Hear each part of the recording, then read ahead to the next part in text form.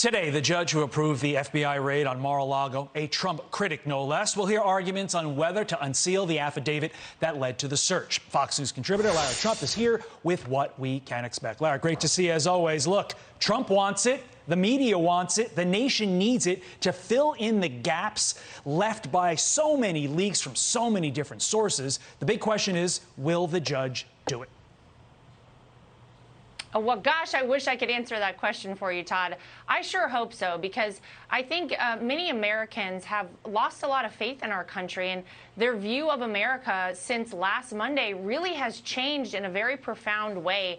After this raid on Mar-a-Lago, it seems totally outside of protocol to conduct a raid of this variety on any American's house, given the circumstances, let alone the former president of the United States, especially by the DOJ of a president who might be an opponent of the former president in the next presidential election. There are so many messy factors here. And then by the AG, Merrick Garland's own admission, the FBI is supposed to use the least intrusive methods possible.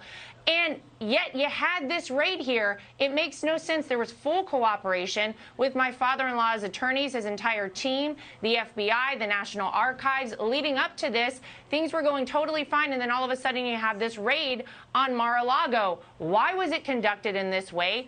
Why was it necessary to go through Melania's closet? Why weren't any lawyers allowed on the property while this was happening? There are so many questions. And I think to release this affidavit would at least put some transparency in the hands of the American people, because we need to have faith in our justice system. We need to have faith in our FBI. And unfortunately, it has really been lacking for a lot of Americans since last Monday. But it begs the question, and I'm sure people are wondering, will this show that this wasn't the least restrictive, least intrusive method possible to get the information they want? Judge could be scared. That's going to come out. DOJ could also be scared. Meantime, got to get your thoughts on this. Liz Cheney, after getting absolutely blown out there in her own home state primary, saying this on the Today Show about her future White House plans. Listen.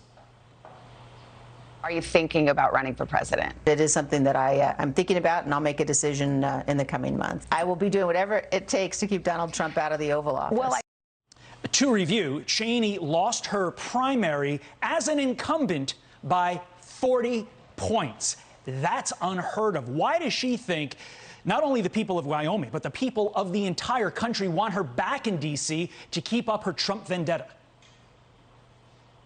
Gosh, well, as we say where I come from in North Carolina, bless her heart, she had a bit of a rough day on Tuesday, but it was her own doing that led to this. And it's a great question, Todd. Why would she think that any American wants to elect her? She has proven that if she is sent to Washington, D.C., she will only pursue a personal vendetta against Donald Trump. She will not be doing work to help, I don't know, the rampant inflation in our country, bring down gas prices, close our open southern border, things that Americans would want her to focus on, things that Wyoming folks wanted her to focus on.